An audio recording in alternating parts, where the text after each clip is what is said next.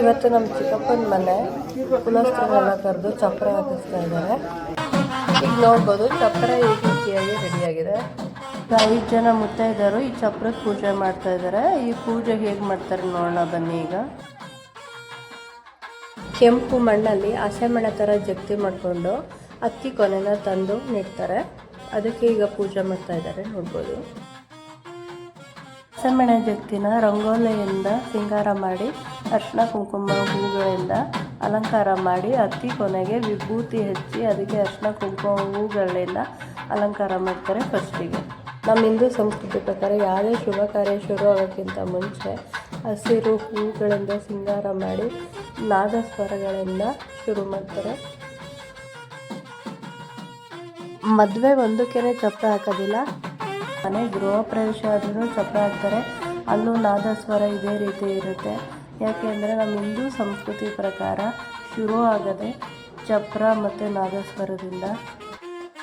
ಇಲ್ಲಿ ನೋಡ್ತಾ ಇದ್ದೀರಲ್ವ ಹಳದಿ ಗಂಟು, ಇದನ್ನು ವೈಟ್ ಬಟ್ಟೆಯಲ್ಲಿ 5 ಥರ ಧಾನ್ಯಗಳನ್ನ ಹಾಕಿ ಹಸಿ ನೂಲನ್ನ ಅರ್ಶಿನ ದಾರ ಥರ ಮಾಡಿಕೊಂಡು ಹತ್ತಿ ಕೊನೆಗೆ ಕಟ್ತಾರೆ. ಈ ಥರ ಹತ್ತಿ ಕೊನೆಗೆ ಈ ಥರ ಗಂಟು ಕಟ್ಟಿದ್ದಾದಮೇಲೆ ಒಳಗಡೆಯಿಂದ ಕಳಸ ತಂದು ಇಟ್ಬಿಟ್ಟು ಪೂಜೆ ಮಾಡ್ತಾರೆ 5 ಜನ ಮುತ್ತೈದೆಯರು. ಇವಾಗ ಈ ಮದುವೆ ಮನೆಗಳು ಕಳೆ ಕಟ್ಟದೆ ಈ ಚಪ್ಪರದ ಅಲಂಕಾರದಿಂದ ಮತ್ತು ನಾದಸ್ವರದಿಂದ ನೋಡ್ಬೋದು.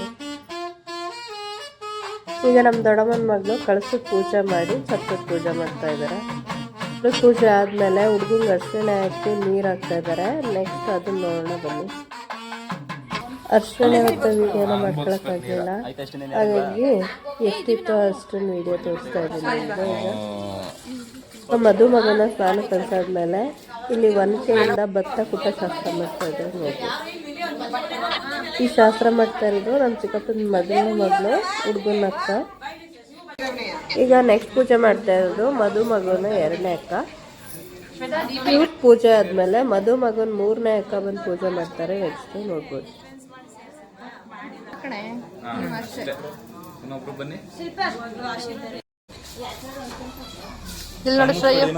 ಇದೆಲ್ಲ ಪೂಜೆ ಆದ್ಮೇಲೆ ನಾನು ಒನಕೆ ಪೂಜೆ ಮಾಡ್ತಾ ಇದ್ದೀನಿ. ಲಾಸ್ಟಲ್ಲಿ ನೋಡ್ಬೋದು.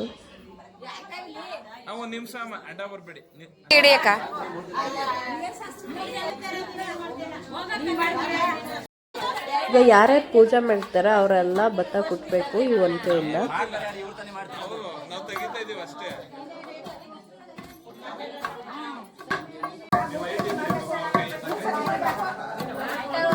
ನೆಕ್ಸ್ಟು ಮದುಮಗ ಸ್ನಾನ ಮಾಡ್ಕೊಬಂದ್ಮೇಲೆ ಹಣೆಗೆ ವಿಭೂತಿ ಹಾಕಿ ಅಕ್ಕಿಯಿಂದ ಈ ಥರ ಶಾಸ್ತ್ರ ಮಾಡ್ತಾರೆ ನೋಡ್ಬೋದು. ಮದುವೆಯಲ್ಲಿ ಶಾಸ್ತ್ರಗಳು ನೋಡೋದೇ ಒಂದು ಚೆಂದ. ಹಾಗಾಗಿ ಮದುವೆ ಮನೆಯವರು ಮದುವೆಗೆ ಹೇಳಿದ್ರೆ ಶಾಸ್ತ್ರ ನೋಡೋಕ್ಕೆ ಹೋಗ್ಬೇಕನ್ಸುತ್ತೆ. ಇದೆಲ್ಲ ಶಾಸ್ತ್ರ ಮುಗಿದ್ಮೇಲೆ ನೆಕ್ಸ್ಟು ಹರಣ ಗಿಡಗೆ ತರಕ್ಕೆ ಮನೆ ಹತ್ರ ಇರೋ ದೇವಸ್ಥಾನಕ್ಕೆ ಬಂದಿದ್ದೀವಿ. ನಮ್ಮನೆ ಹತ್ರನೇ ಇರೋ ಈಶ್ವರನ ದೇವಸ್ಥಾನ ಎಷ್ಟು ವಿಶಾಲವಾಗೈತೆ ನೋಡ್ಬೋದು. ನಮ್ಮ ಅಕ್ಕನ ಮದುವೆಯಿಂದ ಇದು ನಮ್ಮ ಮದುವೆವರೆಗೂ ಹರಳೆ ಗುಡಿಯನ್ನು ಕೆರೆಯಿಂದ ತರ್ತಾಯಿದ್ರು. ಈಗ ಮನೆ ಅಕ್ಕಪಕ್ಕದಲ್ಲೇ ನಲ್ಲಿ ಇರೋ ಕಡೆಯಿಂದ ತರ್ತಾರೆ. ದೇವಸ್ಥಾನ ಹತ್ತಿರ ಇರೋದ್ರಿಂದ ನಾವು ಇಲ್ಲಿಂದ ತರ್ತಾ ಇದ್ದೀವಿ. ನಮ್ಮ ಚಿಕ್ಕಪ್ಪನ ಮಗಂದು ಮದುವೆ ಶಾಸ್ತ್ರ ಶುರುವಾಗಿದೆ. ಇವಾಗ ಶಾಸ್ತ್ರ ನೀರು ತರಕ್ಕೆ ದೇವಸ್ಥಾನಕ್ಕೆ ಬಂದಿದ್ದೀವಿ. ನಮ್ಮ ಸಂಸ್ಕೃತಿ ಸಂಪ್ರದಾಯನ ತೋರಿಸೋಣ ಅಂತ ಈ ವ್ಲಾಗ್ನ ಮಾಡ್ತಾ ಇದ್ದೀನಿ. ನೋಡೋಣ ಬನ್ನಿ. ಈಗ ನೋಡ್ಬೋದು ಹರಳೆ ಗಿಡಗೆ ಎಲ್ಲ ರೆಡಿಯಾಗಿದೆ. ಇದಕ್ಕೀಗ ಪೂಜೆ ಮಾಡಿ 5 ಜನ ಮುತ್ತೈದೆಯರು ಅಥವಾ ಮಕ್ಕಳು ಇದ್ದರೆ ಒತ್ಕೊಂಡೋಗಿ ದೇವ್ರ ಮನೆಯಲ್ಲಿ ಇಡೋ ಪದ್ಧತಿ ಐತೆ. ಈಗ ನೋಡ್ಬೋದು ಮದುಮಗನ ಹಿರಿಯ ಅಕ್ಕ ಪೂಜೆ ಮಾಡ್ತಾ ಇದ್ದಾರೆ ಹರಳೆ ಗಿಡಗೆನ. ಇಲ್ಲೂ ಅಷ್ಟೇ 5 ಜನ ಮುತ್ತೈದೆಯರು ಪೂಜೆ ಮಾಡಿ 5 ಜನ ಮುತ್ತೈದೆಯರು ಅಥವಾ ಮಕ್ಕಳು ಇದ್ದರೆ ಅವ್ರ ತಲೆ ಮೇಲೆ ಒರೆಸಿ ಮನೆ ತನಕ ತೊಗೊಂಡೋಗ್ಬೇಕು ಹರಳೆ ಗಿಡಗೆನ. ಎಲ್ಲ ಕಡೆ ಮದುವೆ ಅಂದರೆ ಭಾವನೆ ಒಂದೇ ಆಗಿದ್ದರೂ ಶಾಸ್ತ್ರಗಳು ಬೇರೆ ಬೇರೆ ಆಗಿರುತ್ತೆ. ಈ ಥರ ಶಾಸ್ತ್ರಗಳನ್ನ ಮಂಡ್ಯ ಡಿಸ್ಟಿಕಲ್ಲಿ, ಹಾಸನ ಡಿಸ್ಟಿಕಲ್ಲಿ ನೋಡ್ಬೋದು. ಹಾಗೆ ಮೈಸೂರು ಡಿಸ್ಟಿಕ್ ಕಡೆಯೂ ಸ್ವಲ್ಪ ಚೇಂಜಸ್ ಇದ್ದರೂ ಆಲ್ಮೋಸ್ಟ್ ಇದೇ ಥರ ಇರುತ್ತೆ ಶಾಸ್ತ್ರಗಳು. ಮದುವೆ ಈ ಥರ ಫಂಕ್ಷನ್ಗಳಿಗೆ ಜನ ಇದ್ರನ್ನೇ ಕಳೆ ಕಟ್ಟೋದು. ಮುಂದಿನ ಜನ್ರೇಷನಲ್ಲಿ ಇವೆಲ್ಲ ಇರುತ್ತೋ ಇಲ್ವೋ, ಈ ಜನ್ರೇಷನಲ್ಲೇ ಇದೆಲ್ಲ ನೋಡ್ಕೋಬೇಕು. ಈಗ ಒಬ್ಬೊಬ್ಬರಾಗೇನೆ ಎಲ್ಲರೂ ಪೂಜೆ ಮಾಡ್ತಾ ಇದ್ದಾರೆ.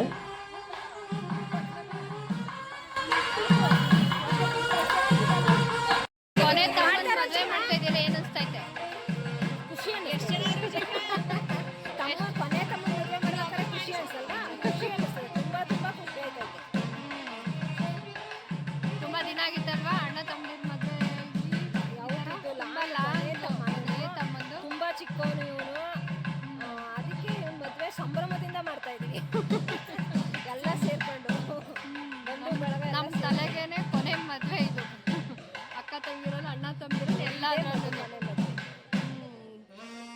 ಹಾಗಾಗಿ ಎಲ್ರಿಗೂ ಒಂದು ಆಮೇಲೆ ನಮ್ಮ ಮಕ್ಳು ಮದುವೆಗಳು ಇನ್ನು ನೆಕ್ಸ್ಟ್ ಎಲ್ಲ ನಮ್ಮ ಅಪ್ಪ ಅಮ್ಮಂಗೆ ಮೊಮ್ಮಕ್ಕಳುಗಳ ಮದುವೆ ನೋಡಬೇಕು.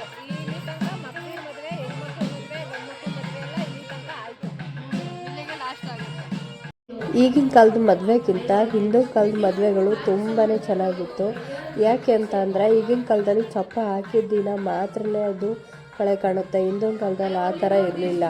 ಮದುವೆ 15 ದಿನ ಹಿಂದೆಯಿಂದ ಶುರುವಾಗ್ತಿತ್ತು. ಸೀರೆ, ಬಟ್ಟೆ, ಜ್ಯುವೆಲರಿ ತೊಗೊಳೋದ್ರಿಂದ, ಬಣ್ಣ ಹೊಡ್ಸೋದ್ರಿಂದಲೂ ಸೆಲೆಬ್ರೇಷನ್ ಇತ್ತು. ಯಾಕೆ ಅಂದರೆ ಆವಾಗ ಜನ ಅವ್ರ ಮನೆ ಮದುವೆ ನಡೀತಾ ಇರುತ್ತೆ, ಏನು ಸೀರೆ ತಂದವ್ರಿ, ಏನು ಒಡವೆ ತಂದವ್ರಿ ಅಂತ ಬಂದು ನೋಡಿಕೊಂಡು ಎಷ್ಟು ಕೊಟ್ರಿ, ಯಾವ ಸೀರೆ ತೊಗೊಂಡ್ರಿ ಅಂತ ಒಂದು ಸಂಭ್ರಮ ಇತ್ತು ಆವಾಗ.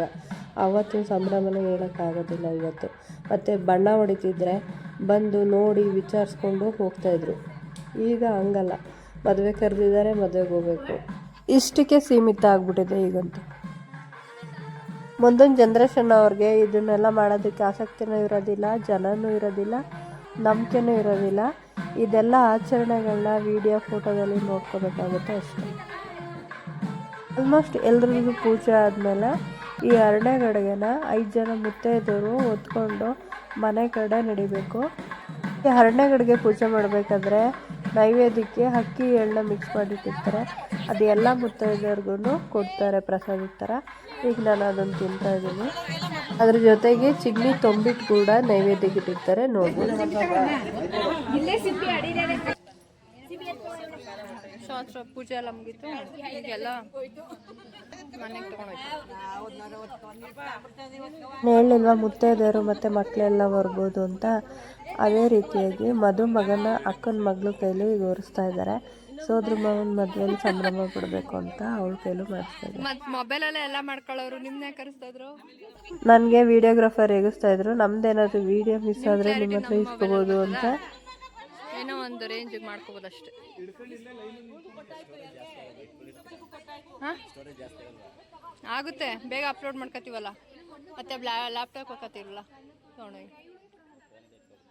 ಹಾಂ ಇಲ್ಲ ಇಲ್ಲ, ಅಯ್ಯೋ ಎಷ್ಟಾಗುತ್ತೆ. ಮೆಮ್ರಿ ಕಾರ್ಡ್ ಇಟ್ಕೊಂಡಿದ್ವಿ, ಇವೆಲ್ಲ ಇಟ್ಕೊಂಡ್ರೆ ಮೇಂಟೈನ್ ಮಾಡೋಕ್ಕಾಗುತ್ತೆ.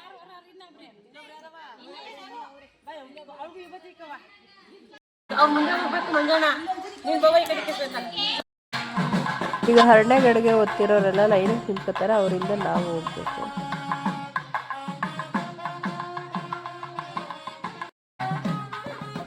ಇಲ್ಲಿ ನೋಡ್ತಾ ಇದ್ದೀರಲ್ವ, ಸೀರೆನ ಮುಂದಕ್ಕೆ ಬಿಟ್ಕೊಂಡು ಹರಳೆಗಡಿಗೆ ಒತ್ತಿರೋರು ಅದ್ರ ಮೇಲೆ ನಡ್ಕೊಂಡು ಬರಬೇಕು.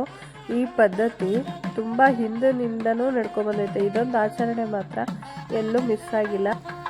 ನೋಡ್ಬೋದು, ದೇವಸ್ಥಾನದಿಂದ ಮನೆ ಅಲ್ಲೇ ಕಾಣಿಸ್ತಾ ಇದೆ. ಪೆಂಡಲ್ ಹಾಕಿದಾರಲ್ಲ, ಅದೇ ಮದುಮಗನ ಮನೆ.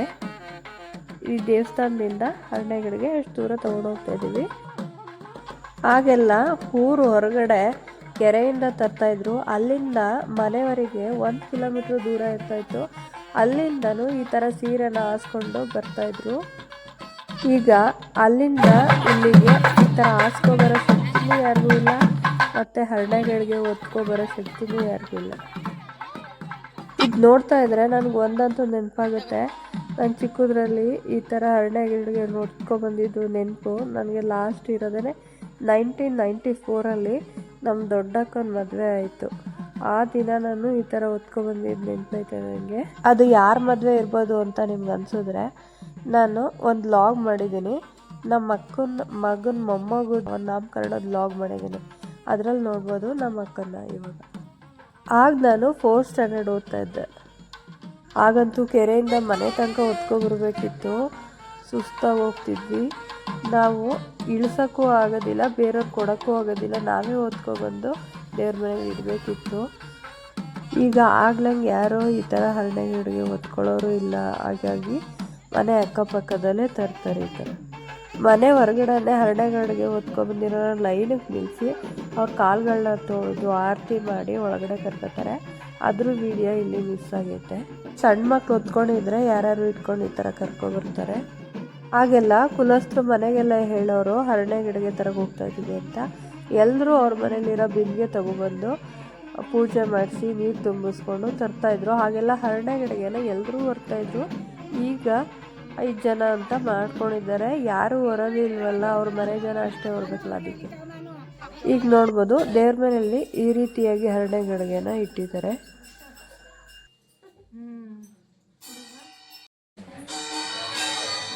ಚಿಕ್ಕಪ್ಪನ ಮಗಂಗೆ ಆಶೀರ್ವಾದ ಮಾಡೋದಕ್ಕೆ ಮಠ ಸ್ವಾಮೀಜಿಗಳು ಬಂದಿದ್ದಾರೆ.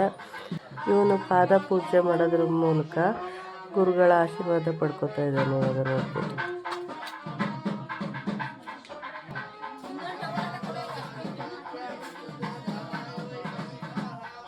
ಸ್ವಾಮೀಜಿಗಳ ಪಾದ ತೊಳೆದ ನಂತರ ಟವಲಿಂದ ಪಾದಗಳನ್ನ ಒರೆಸಿ ಅದಕ್ಕೆ ವಿಭೂತಿ, ಅರಿಶಿನ, ಕುಂಕುಮ ಎಲ್ಲನೂ ಹಚ್ಚಿ ಹೂಗಳಿಂದ ಅರ್ಚನೆ ಮಾಡ್ತಾ ಇದ್ದಾನೆ ನೋಡ್ಬೋದು.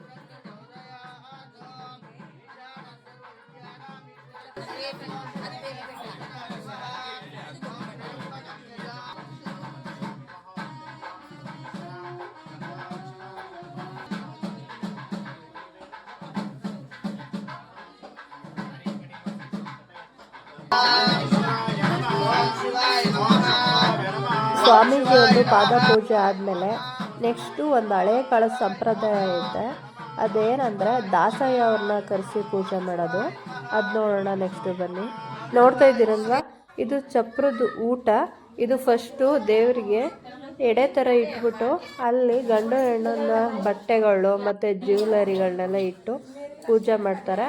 ಇದನ್ನೆಲ್ಲ ಇಟ್ಟು ಫಸ್ಟು ದಾಸಯ್ಯ ಅವ್ರ ಕೈಲಿ ಜಾಗಟೆ ಬರೆಸಿ ಪೂಜೆ ಮಾಡಿಸ್ತಾರೆ. ಆ ನಂತರ ಮದುವೆ ಗಂಡು ಕೈಲಿ ಪೂಜೆ ಮಾಡಿಸ್ತಾರೆ. ಅದಾದಮೇಲೆ ಮನೆ ಕುಟುಂಬದವರೆಲ್ಲ ಪೂಜೆ ಮಾಡ್ತಾರೆ. ಇಷ್ಟು ಬಂಧು ಬಳಗ ಎಲ್ಲ ಪೂಜೆ ಮಾಡ್ತಾರೆ. ಆ ನಂತರ ಕುಲಸ್ಥರಿಗೆಲ್ಲ ಚಪ್ರದ ದಿನ ಅಡುಗೆ ಮಾಡಿಬಿಡಿ ನಿಮ್ಮ ಮನೆ ಅಂತ ಕೋಲ್ಕತ್ತಿಗೆಯಲ್ಲಿ ಹೇಳ್ಸಿರ್ತಾರೆ. ಹಂಗಾಗಿ ಎಲ್ಲರೂ ಬಂದಿರ್ತಾರೆ ಚಪ್ರದ ಊಟ ಮಾಡೋಕ್ಕೆ ಅಂತ. ಈ ಎಡೆ ಇಕ್ಕಿದ್ಮೇಲೆ ಆನಂತರ ಎಲ್ರಿಗೂ ಊಟ ಬಡಿಸ್ತಾರೆ. ಆ ಪದ್ಧತಿ ಇಲ್ಲಿ ಹಿಂದಿನಿಂದ ನಡ್ಕೊಂಡು ಬಂದೈತೆ.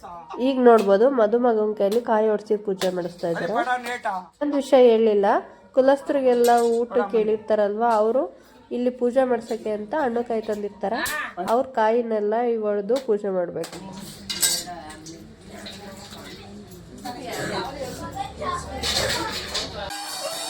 ಆಗಿರುತ್ತೆ ನಮ್ಮೂರ ಪದ್ಧತಿ. ಇದೆಲ್ಲ ಪೂಜೆ ಮುಗಿಸ್ಕೊಂಡು ಕುಲಸ್ಥರೆಲ್ಲ ಊಟ ಮಾಡಿದ ನಂತರ ಮದುಮಗನ ಛತ್ರ ಕರ್ಕೊಂಡು ಹೋಗ್ತಾರೆ.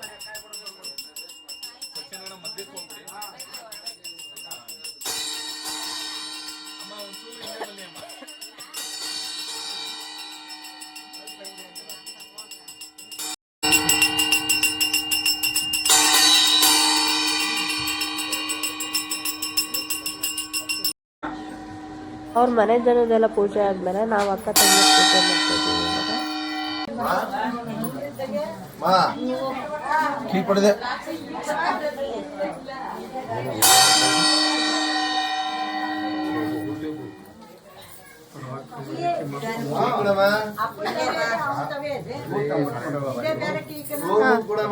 ಮುತ್ತೈದೆಯರೆಲ್ಲ ಅರಿಶಿನ ಕುಂಕುಮ ತಗೊಂಡಾದ್ಮೇಲೆ ಎಲ್ಲರೂ ಈಗ ಊಟಕ್ಕೆ ಹೋಗ್ತಾರೆ.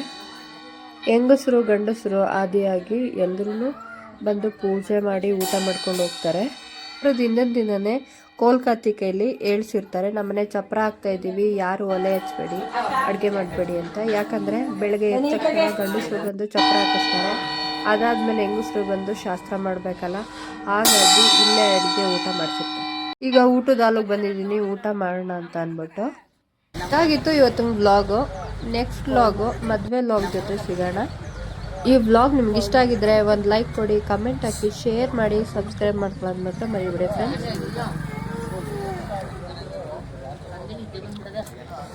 ಊಟ ತುಂಬ ಚೆನ್ನಾಗಿದೆ, ತುಂಬ ಚೆನ್ನಾಗಿ ಮಾಡಿ.